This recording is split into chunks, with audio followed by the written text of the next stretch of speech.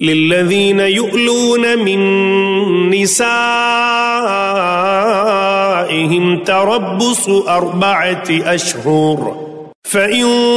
فاءوا فإن الله غفور رحيم۔ اور ان لوگوں کے لیے جو اپنی بیویوں کے قریب نہ جانے کی قسم کھا لیں 4 ماہ کی مہلت ہے، بس اگر وہ اس مدت میں رجوع کر لیں تو بے شک اللہ بڑا بخشنے والا مہربان ہے۔ وَإِنْ عَزَمُوا الطَّلَاقَ فَإِنَّ اللَّهَ سَمِيعٌ عَلِيمٌ۔ اور اگر انہوں نے طلاق کا پختہ ارادہ کر لیا ہو تو بے شک اللہ خوب سننے والا جاننے والا ہے۔ والمطلقات يتربصن بأنفسهن 3 قروء ولا يحل لهن أن يكتمن ما خلق الله في أرحامهن إن كن يؤمن بالله واليوم الآخر وبعولتهن أحق بردهن في ذلك إن أرادوا إصلاحا وَلَهُنَّ مِثْلُ الَّذِي عَلَيْهِنَّ بِالْمَعْرُوفِ وَلِلرِّجَالِ عَلَيْهِنَّ دَرَجَةٌ وَاللَّهُ عَزِيزٌ حَكِيمٌ۔ اور طلاق یافتہ عورتیں اپنے آپ کو 3 حیض تک روکے رکھیں، اور ان کے لیے جائز نہیں کہ وہ اسے چھپائیں جو اللہ نے ان کے رحموں میں پیدا فرما دیا ہو، اگر وہ اللہ پر اور قیامت کے دن پر ایمان رکھتی ہیں، اور اس مدت کے اندر ان کے شوہروں کو انہیں پھر اپنی زوجیت میں لوٹا لینے کا حق زیادہ ہے اگر وہ اصلاح کا ارادہ کر لیں۔ اور دستور کے مطابق عورتوں کے بھی مردوں پر اسی طرح حقوق ہیں جیسے مردوں کے عورتوں پر، البتہ مردوں کو ان پر فضیلت ہے، اور اللہ بڑا غالب بڑی حکمت والا ہے۔ الطلاق 2 مرتان فإمساك بمعروف أو تسريح بإحسان ولا يحل لكم أن تأخذوا مما آتيتموهن شيئا إلا أن يخافا ألا يقيما حدود الله فإن خفتم ألا يقيما حدود الله فلا جناح عليهما فيما افتدت به تلك حدود الله فلا تعتدوها ومن يتعد حدود الله فأولئك هم الظالمون۔ طلاق صرف 2 بار تک ہے، پھر یا تو بیوی کو اچھے طریقے سے زوجیت میں روک لینا ہے یا بھلائی کے ساتھ چھوڑ دینا ہے۔ تمہارے لیے جائز نہیں کہ جو چیزیں تم انہیں دے چکے ہو اس میں سے کچھ واپس لو، سوائے اس کے کہ دونوں کو اندیشہ ہو کہ اب رشتہ زوجیت برقرار رکھتے ہوئے دونوں اللہ کی حدود کو قائم نہ رکھ سکیں گے۔ پھر اگر تمہیں اندیشہ ہو کہ دونوں اللہ کی حدود کو قائم نہ رکھ سکیں گے سو اندری صورت ان پر کوئی گناہ نہیں کہ بیوی خود کچھ بدلہ دے کر اس تکلیف دہ بندھن سے آزادی لے لے۔ یہ اللہ کی مقرر کی ہوئی حدیں ہیں، پس تم ان سے آگے مت بڑھو، اور جو لوگ اللہ کی حدود سے تجاوز کرتے ہیں سو وہی لوگ ظالم ہیں۔ فَإِن طَلَّقَهَا فَلَا تَحِلُّ لَهُ مِن بَعْدُ حَتَّى تَنكِحَ زَوْجًا غَيْرَهُ فَإِن طَلَّقَهَا فَلَا جُنَاحَ عَلَيْهِمَا أَن يَتَرَاجَعَا إِن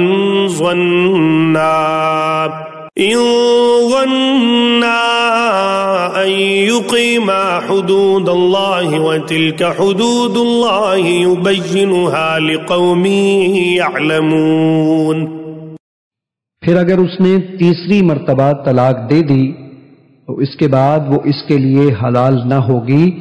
یہاں تک کہ وہ کسی اور شوہر کے ساتھ نکاح کر لے۔ پھر اگر وہ دوسرا شوہر بھی طلاق دے دے تو اب ان دونوں یعنی پہلے شوہر اور اس عورت پر کوئی گناہ نہ ہوگا اگر وہ دوبارہ رشتہ زوجیت میں پلٹ جائیں، بشرطے کہ دونوں یہ خیال کریں کہ اب وہ حدود الہی قائم رکھ سکیں گے۔ یہ اللہ کے مقرر کردہ حدود ہیں جنہیں وہ علم والوں کے لیے بیان فرماتا ہے۔ وَإِذَا طَلَّقْتُمُ النِّسَاءَ فَبَلَغْنَ أَجَلَهُنَّ فَأَمْسِكُوهُنَّ بمعروف أو سرحوهن بمعروف ولا تمسكوهن ضرارا لتعتدوا ومن يفعل ذلك فقد ظلم نفسه ولا تتخذوا آيات الله هزوا واذكروا نعمة الله عليكم وما أنزل عليكم من الكتاب والحكمة يعظكم به واتقوا الله واعلموا أن الله بكل شيء عليم۔ اور جب تم عورتوں کو طلاق دو اور وہ اپنی عدت پوری ہونے کو آ پہنچیں تو انہیں اچھے طریقے سے اپنی زوجیت میں روک لو یا انہیں اچھے طریقے سے چھوڑ دو، اور انہیں محض تکلیف دینے کے لیے نہ روکے رکھو کہ ان پر زیادتی کرتے رہو، اور جو کوئی ایسا کرے بس اس نے اپنی ہی جان پر ظلم کیا۔ اور اللہ کے احکام کو مذاق نہ بنا لو،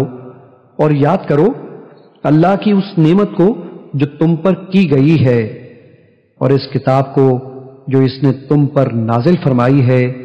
اور دانائی کی باتوں کو جن کی اس نے تمہیں تعلیم دی ہے۔ وہ تمہیں اس امر کی نصیحت فرماتا ہے، اور اللہ سے ڈرو اور جان لو کہ بے شک اللہ سب کچھ جاننے والا ہے۔ وَإِذَا طَلَّقْتُمُ النِّسَاءَ